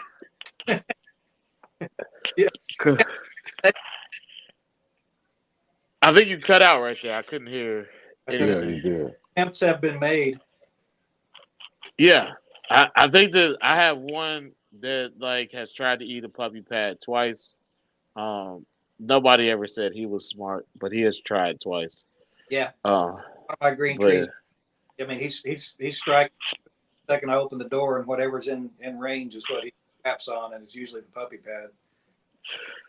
I got a question about your carpandros, man. So like we keep green trees and like we love green trees. Don't think that I don't love green trees when I say this, but I don't think that green trees are very smart animals. Do you think the carpandros are very smart?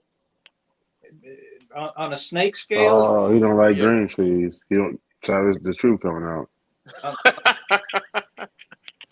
I think green trees are more instinctual. You know, it's like go for the motion first and think about it later. I do think the carpandros.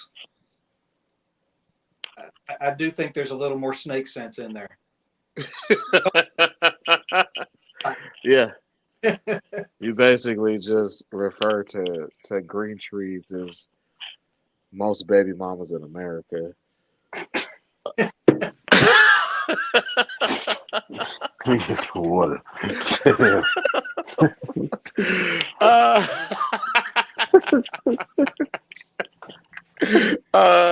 Yeah, I do agree with that. They do seem very instinctual, and it seems like they can just change really quick and make a decision that nobody is sure of why they made it, Yeah. and not even the green. Wow. That's just kind of how mine seems. Like sometimes I just be looking at them. I'm just like, why are you striking the cage? I just like, are you that hungry, or why are you trying to eat your puppy pad, or why are you doing this other weird shit, or why is it that because I didn't spray Hello. usually as much as I spray this week, you decided to crawl underneath your puppy pad. Is it more humid under there? Are Yeah. you breathing to make it more humid? Like, what are you doing? I don't know. Hey, I, hey, I do believe Glitch over here. Glitch is a bitch. I ain't even gonna lie. you. Yeah. Is he still being like that? Bro, that my I put him in there. He took his nose and went along the side of the cage at the bottom row trying to dig out the cage. Well, maybe you should give him a rhino pill. I'm about to. I'm about to starve his ass. See what happens. You should listen. I don't know, but we should probably ask the question: can you inject a honey pack or a Viagra pill into a feeder and then give it to a chondro? The crushed Viagra now. Yeah, crush Viagra into a feeder. You think that might work? I don't know. I'm gonna try something though, man. Anyway, Tony. So could you tell me about the type of caging that you use and like the sizing of cages? I have several different kinds of cages. Some are the compressed polystyrene, uh, JPM, and they're roughly 3x2 by 18 tall. I got some focus cube 2x2x2, and I got a couple of 6 foot. I got one 6 foot cage for the Apodora. Uh, some are PVC, some compressed polystyrene. It's just whatever I run across at the moment. Okay. So you're not. You sound like one of those people that just like your caging just matches what you need at the moment, which is kind of how I do it. First, they were all matching, and then when you get a deal on something that doesn't match, Yeah, take the you gotta, deal. Take the deal. yeah, yeah. So I got white ones, I got black ones, I got focus tube, really, JPM, which I really like. Got, Sounds like Angelina Jolie's kids.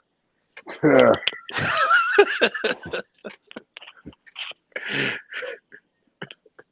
They're all different.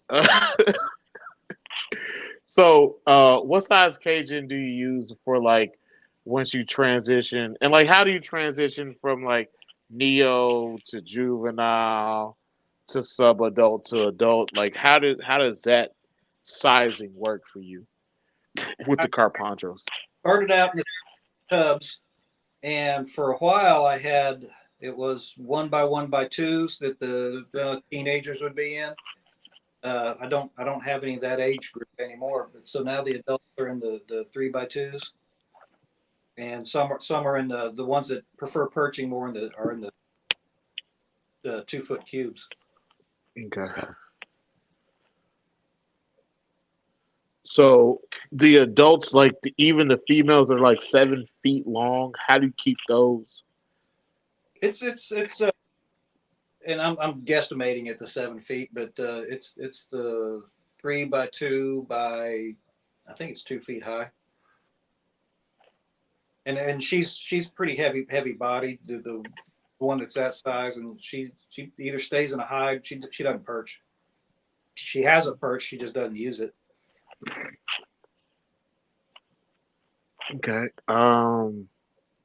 So like beyond that, do you have perches and shelves in the same cage, or is it dependent on how that actual snake behaves? Uh, Shelves I don't have. I have the hide box they can climb on, but the 2 foot cubes is just perches. The 3 foot have perch and a platform, I guess is what you call it. So like, what type of heat are you using? Are you using back heat, belly heat? Radiant Are panel. you use or RHPs? I use those radiant panels, those VE. I think it's what it is, VE radiant panels. Do you ever have them knock the cord out of those things? I did, yes. Yeah, that's the Yeah. same issue I was Started having. putting the lock on it, and my Apodora even figured out how to undo that. And he smoke checked one of those. Yeah. Did you ever have one like catch fire or start burning? No, the Herpstat saved that one. It blew the fuse in the Herpstat. When he unplugged that one, it shorted, and the Herpstat fuse blew, so it saved the day on that. And I had to rethink how it was hooked up in there. Yeah. So I had one and like the cord, and I went there to feed it or do something. And I was just like, that smells like burnt plastic.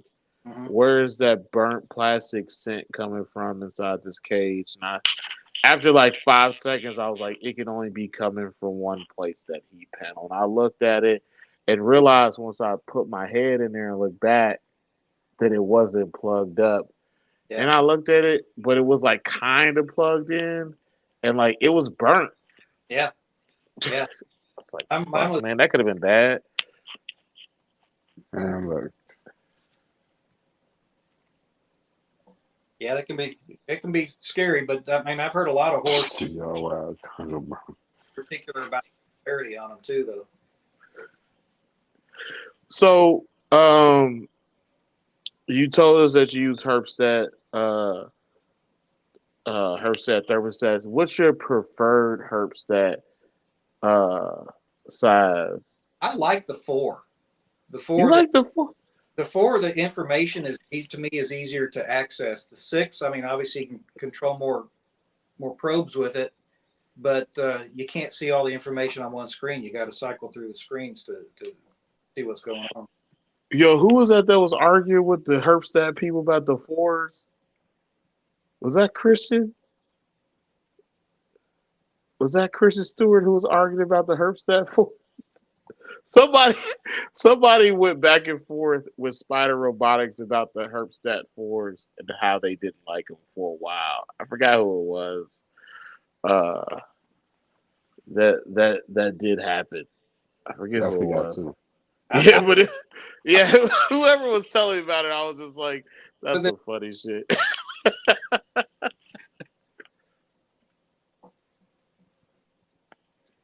I've had no problems with Herbstat other than having to change a few fuses on them. Yeah.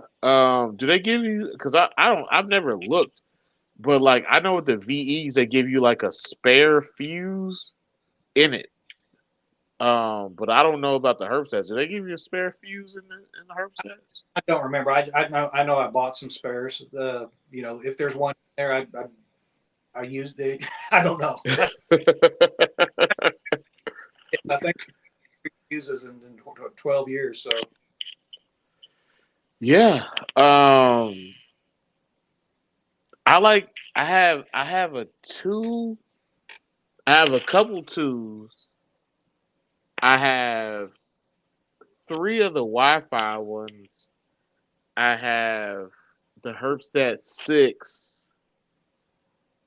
Yeah, those are the Herbstats I have, and I actually do like the Wi-Fi ones, do you? despite. I got a mixture of Herbstats and VEs, so Yeah, I got some V's. I have 2 of the VE 300s, the ones with 2. They have night drops on them, Mm-hmm. but I do like the. I do. The thing I like about the Herbstats is the Wi-Fi ones. If I really really want to, I can control it and not be home. That's the yeah. thing I do like. I'm not that smart. It's not that hard. It's really easy. It sounds harder than what it is. It's now listen, Mm. I ain't gonna lie to you. They need like a real app to like control it, right? Yeah, I mean you can. It is weird because you got to go through like an actual browser to control it. It's basically like a computer program that they built in 1995 Nice. So but they need an app. They need an app, but they don't have one. But I do like it. If I really need to control it. Yeah. Um, Does the but V the like that phone cord hook up in the back? Because I have one VE and it has that kind of hookup. no, it doesn't have dial up on it, which actually kind of would make sense, but it doesn't. I got the holes with the two black holes right next to each other. It actually works off the Wi-Fi in your house. You just have to set it up. It only takes a couple minutes. It can it can it can find the Wi-Fi in the house, and you can it you got to type it in like as far as the password. And I think that part does suck. It's like typing in your name in like a 90s video game. You just scroll through the whole thing for every damn letter. So like that is part of it. That does suck. I'm not gonna lie to you. But yeah, I do think that they are pretty cool to have. Um, what else? Do you use lights? Yes. Yeah. Uh, I, the first ones I bought at Lowe's or Home Depot or something, and they discontinued them. So I think it's like off of Amazon. It's like Light Kiwi or something like that, or Kiwi Light. I can't remember what it is. 24-volt system. Were they like the under the counter lights? Yeah. Man, the thing about those under the counter lights is as soon as they make one you like, they change the vendor. That's why I bought a shitload of.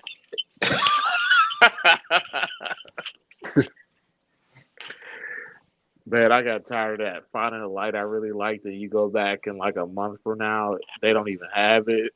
Yeah. Well, I like better that yellow light, and it's it looks pretty good in the cage. It's easy to hook. Yeah. I took the yellow light on my PVC cages, and I couldn't stand it. Yeah. Why not? It give off heat too. I had Yeah. one of those. I had one cages that had like that long fluorescent bulb, and they give off a lot of heat. Yeah. These don't put off any. Yeah. So I ripped that out, and I put the LED strip in there. Yeah. All mine have shade dwellers in them at this moment. Like the only thing that is in my garage that has a light and is not a shade dweller is a quarantine tub. But everything else has a shade dweller in it, which I really do like shade dwellers. Um, what else? What other equipment do you use? You got like a big monster hook for your carpondros or anything else? I don't. I don't. The only hook I have to use is for a carpet python that's just a douche. Yeah. He's What's not real. what's your name him? Huh? What did you name him? He's Dizzle. A piece of fuck. Drizzle. Yeah. What you using for on the incubator side? What's that? What you using for an incubator? It's Sea Serpent. It's a 24 by 24. Okay. But other than that, I'm pretty basic. I try not to be too get too involved in it. Do you have anything that you use that you haven't told us about? Like I don't know if you have different stuff for carpondros. I don't. No, I treat pretty Yeah. buddy pretty the same. And for the most, all of them are pretty food activated, but like when I open the door, they're coming up to the door and stuff. But just giving them a minute to not smell rat or whatever, they tend to cool down a little bit. Okay. Ooh. Yeah. Please explain that part about not smelling the rat. Oh, if you come into the room with a tub of rats, it's almost like they all know it before you approach their cage. They can smell it in the room, but Yeah. like I don't know. Their sense of smell is so good. if you're holding a rat or not. And I'll generally give them a blow in the face. They'll back off, and it kind of turns off that food response. Do you? What do you mean a blow in the face? Do you punch him? It's kind of like a gentle kiss, you know. Are you uppercutting? Yeah. No, I think that took some Neos I was establishing before though. Oh yeah, I've done that to Neos, like when they hop out, and it's just like, yo, you gotta stop trying to bite me. And the only thing you got in your hand is like the backwards end of a tongue. It's like, get back. I've done it. Like I'm not trying to get bit by you and have an itchy wrist for the rest of the day. right. That is very. I don't know about like the bigger ones, man. Like I got one male that proves to be an asshole all the time, which is Glitch's brother. He's just an asshole all the time. But I look at him like when you talk about Carpandros, it's just like, maybe he could produce a nice set of a nice clutch of Carpandros with a willing carpet lady. Maybe that could happen. Hope so. Yeah, I don't know. It might happen in the future. He don't got a girlfriend now. He's single. He don't know how to act. Maybe he gets a little older, calm down, get his life together, go to church. There'll be a lady for him. Some peppermints. With peppermints. Hey man, shout out to the church ladies with candy in their purses. Um, keeping When the hope spirit alive. moving me on that one. All right. So Tony, we got like, a little over 15 minutes left. Like, hey, we want to hear from you. Like, tell us some stuff that we haven't asked you about. You do it all, man.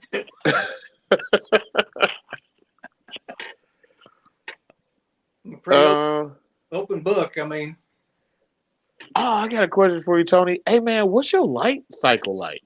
Like, how do you, like, what is your schedule like and your light cycle? Like, how do you deal with that? And have you noticed any differences between the chondros and the carpandros with the same light cycle? no.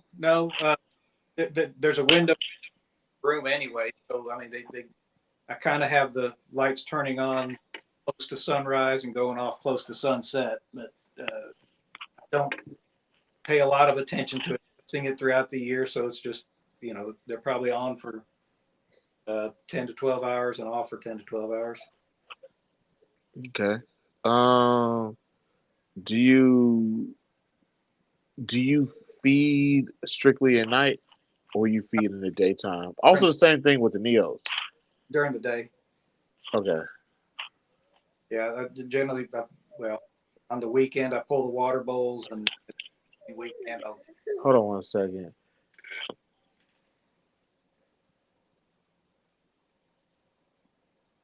Same with the Neos. I mean, I do them all on a different day. Neos are one day. The main room is another day.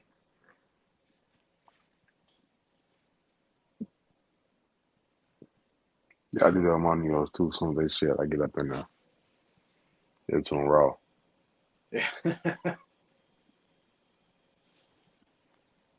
They tend to, like I said, with the pinkies, they tend to need more attention.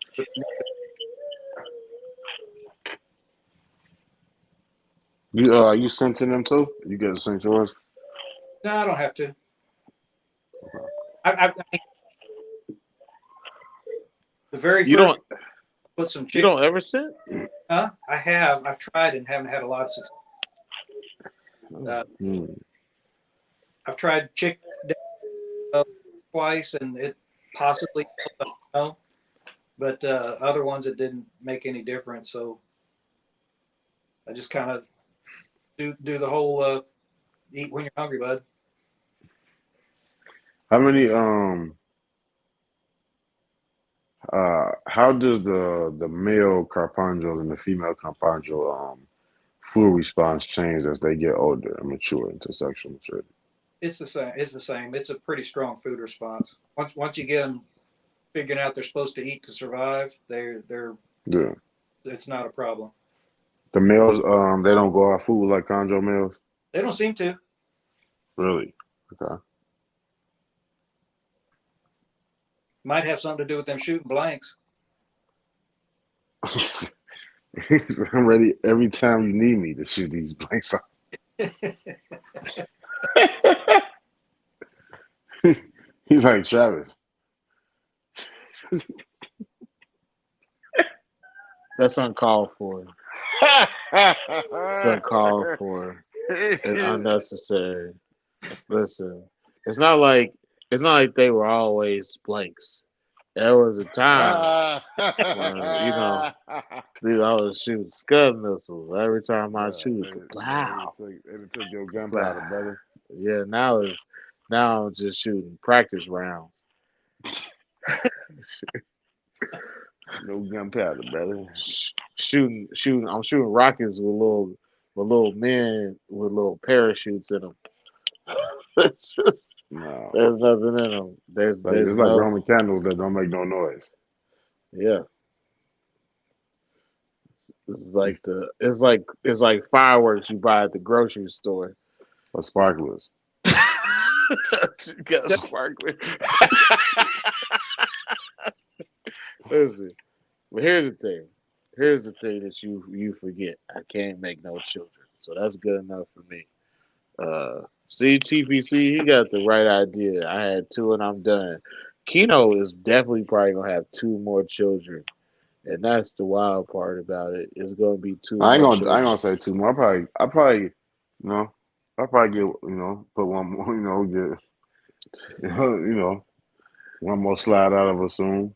But not I think, soon, but I'm yeah, good for one every 9 years, so that's I not got true. about Keno, it is is. you gonna have twins. That's not gonna happen, brother. You gonna have twins, Keno. And they gonna be both little assholes. That's what I believe is gonna happen to you.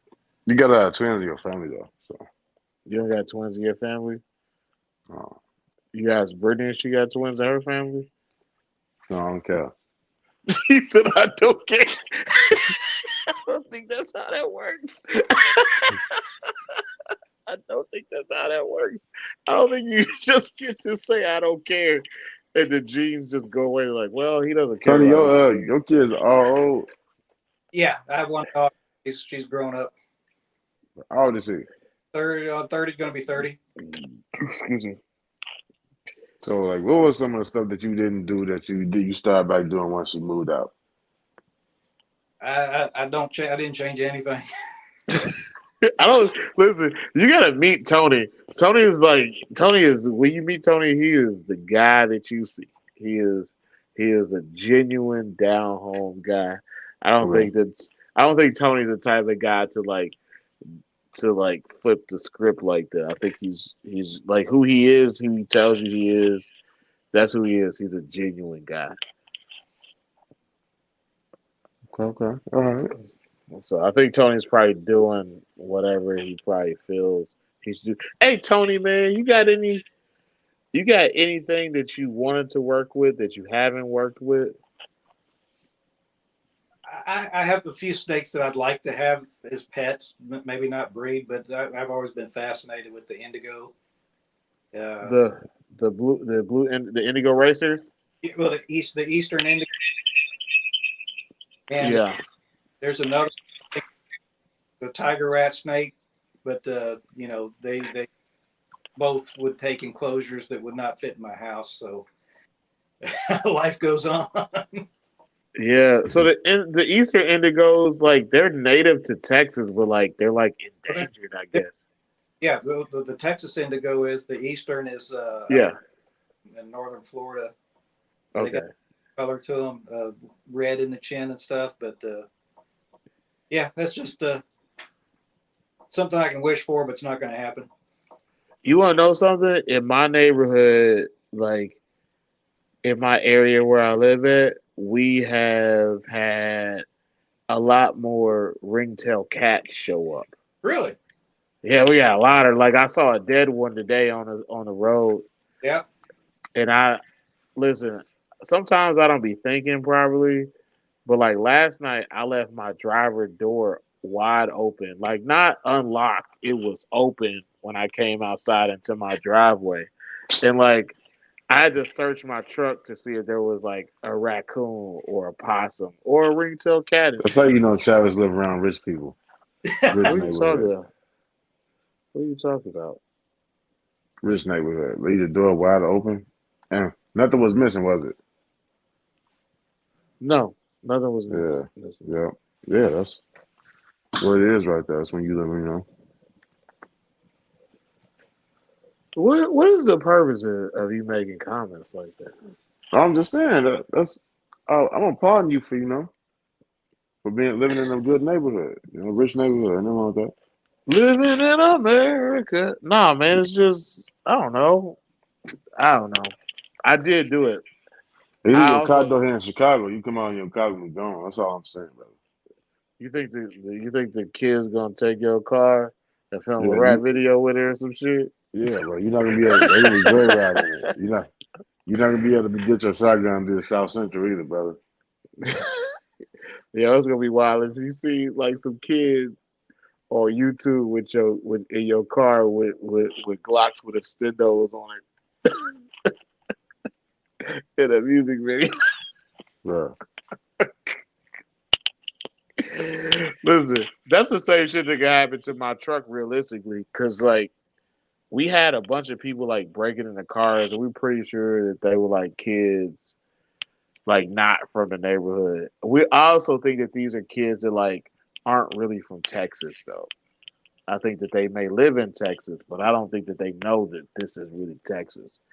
Because usually when you find out people in Texas are breaking into cars and shit, they're not actually from Texas. Usually, that's just at least in San Antonio. That's usually the case. They're not actually from Texas because they don't know that in America, like somebody would shoot you, especially in Texas. Uh, so that's kind of what I think was going on at that point in time. But nah, man, that's something that did happen. I did completely like not lock my truck door.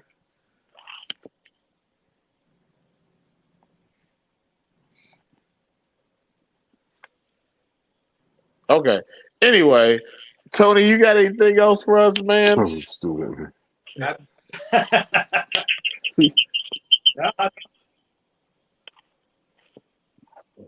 Hey, Tony, man. yeah. As far as like the Carpandros, man, do you got any upcoming plans? That's all I'm going to try for this year is Carpandros. If I can't make them, I'll just have a 0 year. What is it? Go ahead. I was gonna ask you about that search filter on the Instagram. The what? That explore page. What's on this explore page? Oh yeah, Kino. No, leave Tony alone. What you find out what you into. Tony, Get a Tony, little you don't personal. have. Tony, you don't have to answer this question. It sound like you saw it and don't want to say nothing. I don't know what Tony's Explorer page look like. Well, how am I gonna know? It would make me proud. I'll just say leave it at Yeah. Okay, so you got midgets on deck. I bet. Listen, that's not true. Like That's what he said. that's just you. That's just you. You and the midgets, man. Even people that think that like kind of just barely know you know that you like midgets. What's wrong with that? Okay.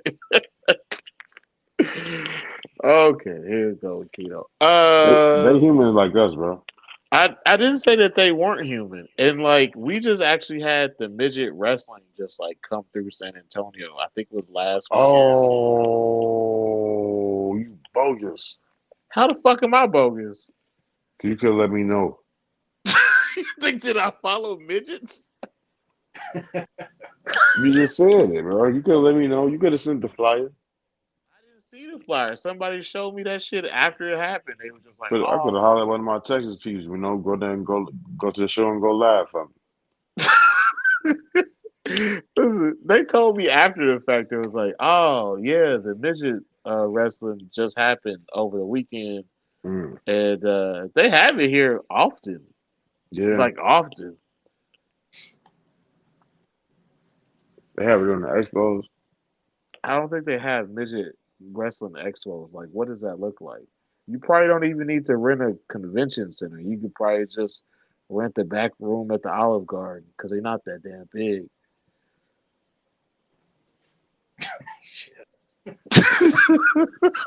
This is the back room at the Olive Garden.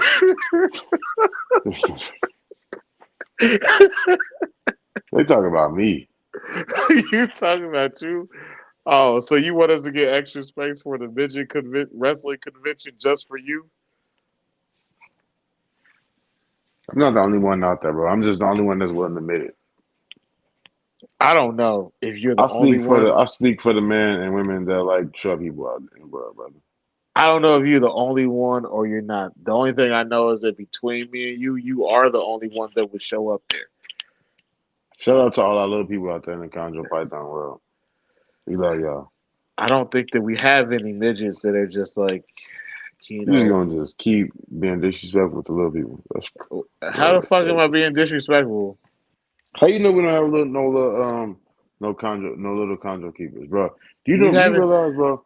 I was at Spirit Halloween today, picking up my sons, both my sons' This is about to be costumes, some and I seen bullshit. one. You saw one. Yeah, she had the little legs and everything. Bro. What do you mean she had the little legs? Bro, I restrained myself. That's all. That's all I'm saying, bro. I practice tremendous restraint today. Tony's just like, what the fuck is this? Listen, Tony, I be confused too sometimes. Do you mean like the little bow Yeah, legs? I guess so. If if you want to date a lady whose legs is curved like the top of a clothes hanger, that's on you, Kino. I like don't know little what to party say to you. wings, like with party wings. Yeah, curved like a like a fucking There you go, being disrespectful again. Talking about curl like a clothes hanger. That's crazy. I was about to say like a Pringle chip. Mm. Anyway, Tony, you got anything else you want to tell us before we get out of here? You don't have to make any comments about I'm good. people with short stature. I was worried my phone is giving me low power. I was worried it was going to cut out, and you think I'd leave because of that. I don't give a shit. Listen, Man, that's shout out to the little people out there, though. I ain't gonna lie. get out of here. Listen, Tony, we greatly appreciate you for coming here. We would like to bring you back because we got some more Moralia people, uh, more carpet people that we plan on talking to, um, and I think that this is actually becoming really entertaining and knowledgeable Yeah, for us because you know we generally just talk to green tree python people, but the carpet stuff, is interesting. Someday, Tony, I think that I'll actually do a Carpano project. When, I don't know. Um, but yeah, I really do enjoy having you here, and we hope you come back, Tony. I appreciate that. Definitely will. And I'm always here to help. If y'all need anything, just give me a holler. Yeah, Tony is for sure, definitely one Tony. of the nicest. He's not one of the nicest people that you'll meet in Texas that deals with snakes. He's one of the nicest people that you'll meet. Period. That deals with snakes. So Mm. we appreciate you, Tony. Well, thanks. Um, thank you for coming through. Keno, you got anything else that you want to talk about? I just wanted to tell Tony, thank you for pulling up. I'm sorry for being late. The police. Hey, Tony, They knew. don't speed. Don't No, do six, never, seven. Don't do 70 and 55. never, never. Yeah, they probably was following him because they know about his midget comments. Um, Anyway, That's harassment. okay. Yeah. Yeah. Shout out to the other people out there. Anyway, thank you, Tony, for coming through. Thank you, Keno, for coming through. Thank you, He's everybody. snuffing them out in Halloween stores for little victims. Yeah. Hey, look, I was gonna put in my backpack. This is where we're going with it. This we try. Put a fairy in my backpack. You know what I'm saying? Listen, Keno, you should have been Willow. You ever see that movie, Willow? You should watch it. It's about Willow. yeah. Yeah. It's got Val Kilmer in it too. He You like plays the a white character version of called me Matt with Morgan. midgets? Are you the midget or are you gonna be the hero? No, I'm the Slayer. Okay, listen, that's been us for the Chondro Bar Room. Tony, thank you so much for coming through. Keno, you are a ridiculous person. And y'all take care. Till next week, Peace. y'all. Shout out to them midgets. Shout out to them fairies out there.